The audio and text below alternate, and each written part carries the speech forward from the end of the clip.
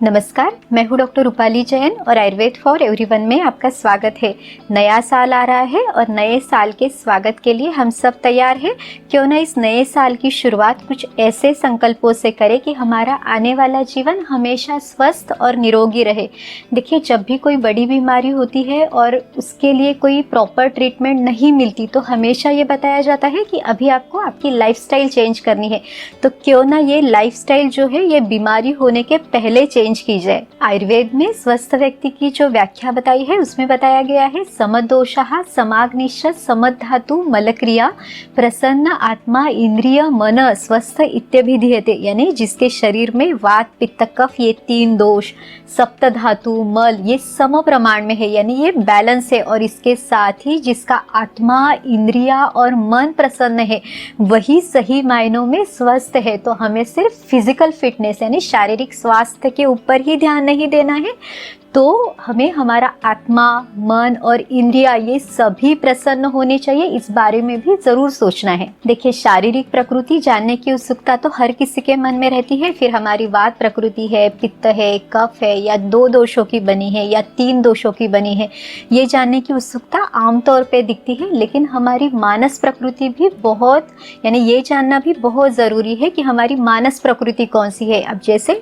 सत्व ये मन का गुण बताया गया है और रज और तम ये मन के दोष है, तो जो मानस प्रकृति है उसमें भी सात्विक, राजसिक, तामसिक इस तरह से बताया गया है। और आजकल ये देखा जाता है कि काफ़ी सारी बीमारियां मन के विकृत होने के कारण होने लगी है, जैसे मनोशारीरिक व्याधियां यानी साइकोसोमैटिक डिसीजेस। अब देखिए, जैसे डिप्रेशन है या एंजाइटी है या टेंशन है, ये बहुत कॉमन होता जा रहा है। तो शारीरिक और मानसिक स्वास्थ्य को प्राप्त करने के लिए हमें कौन से आसान और असरदार उपायों पर हम अमल कर सकते हैं, तो ये इस वीडियो में देखते हैं। आयुर्वेद में दिनचर्या और ऋतुचर्या का बहुत विस्तार से हमें वर्णन मिलता है, यानी सुबह उठने से लेकर रात को सोने तक हमें क्या क्या करना है, या फिर हर ऋतु में यानी हर मौसम में हमारा रहन सहन, हमारा खान पान हमें कैसा रखना है, इस बारे में भी बहुत डिटेल में बताया गया है। तो उसमें सबसे पहला जो दिनचर्या में बताया गया है वो है ब्राह्मी मुहूर्ते उत्तिष्ठेत, यानी ब्राह्म मुहूर्त में उठने के लिए कहा गया है। अब ये ब्राह्म मुहूर्त यानी कौन सा, तो सूर्योदय के पहले 1.5 घंटा हमें उठना है।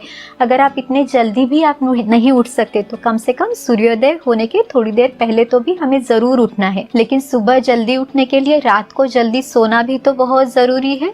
टीवी, मोबाइल, लैपटॉप इनके चलते हमारी जो थॉट प्रोसेस है वो बहुत ज़्यादा बढ़ जाती है। तो सोने के कम से कम 1 से 2 घंटे पहले हमें इसे ज़रूर बंद करना है, ताकि जो हमारे थॉट्स है वो स्लो डाउन हो सके और आपको नींद भी अच्छी आ सके। और अच्छी गहरी नींद के लिए जैसे नस्य है यानी जो गोघृत है यानी गाय का घी है उसकी 2-2 बूंदे नाक में डालना, या फिर पादाभ्यंग यानी फुट मसाज, यानी आप गाय के घी से या फिर नारियल तेल से या तिल तेल से पाँव के तलवों में हमें मालिश करनी है। तो इन दोनों से आपकी जो नींद की क्वालिटी है वो भी अच्छी रहेगी, या फिर अगर आपकी नींद बीच में डिस्टर्ब हो जाती है तो वो भी आपको नहीं होगा।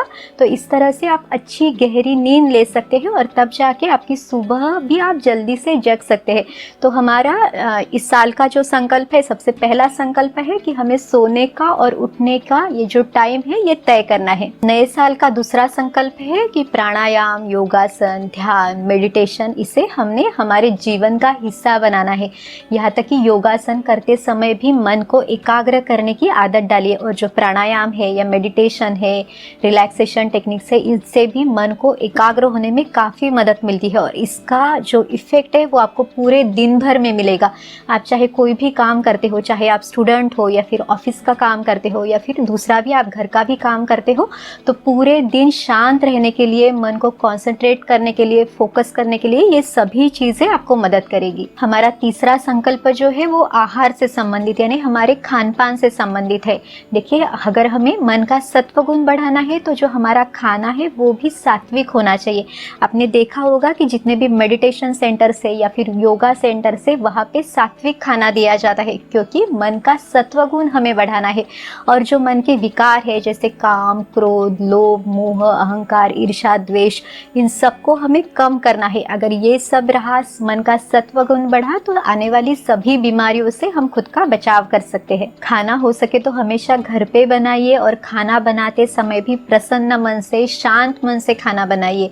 और जो खाना है वो हमारा ट्रेडिशनल फूड होना चाहिए, यानी आपके माँ बाप है या दादा दादी, नाना नानी जिस तरह का खाना खाते आए हैं उस तरह का जो खान पान है वो आपके लिए बेस्ट है। और खाना पचने में भी हल्का हो, यहाँ तक कि खाते समय भी टीवी, मोबाइल, लैपटॉप इन सबको बंद करके शांत मन से मौन धारण करके खाना खाइए। तो इस तरह का संकल्प भी आप कर सकते हैं। हम शरीर की खुराक यानी भोजन का तो बहुत ध्यान रखते हैं, जैसे जो खाना हम खा रहे हैं वो न्यूट्रिशियस हो, हेल्दी हो, हाइजीनिक हो, लेकिन जो हमारे मन के लिए खुराक है उसका क्या, तो उसका ध्यान रखना भी बहुत ज़रूरी है। अब मन की खुराक क्या है, तो जो हम देख रहे हैं, सुन रहे हैं, पढ़ रहे हैं वो हमारे मन की खुराक है और इसी के आधार पे हमारी जो थॉट प्रोसेस है वो बनती है। तो इस बारे में भी हमें बहुत ध्यान रखना है। आसपास की जो निगेटिविटी है, इनसिक्योरिटी है, फियर है, उससे खुद का बचाव करना है। तो जो सोशल मीडिया हमें दिखा रहा है या न्यूज़ है, टीवी सीरियल्स है, इसमें जो भी दिखाया जा रहा है उससे हमें खुद का बचाव करना है, क्योंकि बहुत ज़्यादा थॉट्स भी मन की स्थिरता को कम करते हैं और इससे भी काफ़ी सारी बीमारियां हो सकती है। तो इस बारे में भी हमें ज़रूर ध्यान रखना है। तो हमारा ये जो चौथा संकल्प है वो है अननेसेसरी इंफॉर्मेशन से खुद का हमें बचाव करना है। हमारा जो पांचवा और आखिरी संकल्प है वो है, अगर आपके शरीर में अभी कोई बीमारी है भी तो भी हमें हमारा पूरा जो फोकस है वो बीमारी पर नहीं तो स्वास्थ्य पे रखना है। इससे हमारी जो विल पावर है वो बढ़ेगी, इम्यूनिटी बढ़ेगी, बीमारी भी जल्दी ठीक होगी। यहाँ तक कि जो दवाइयाँ दी जा रही है वो भी बहुत जल्दी असर करेगी। तो आने वाला जो साल है आपके जीवन में बहुत सारी खुशियाँ लेके आए। आप हमेशा स्वस्थ रहे, यही शुभकामनाएं। नमस्कार।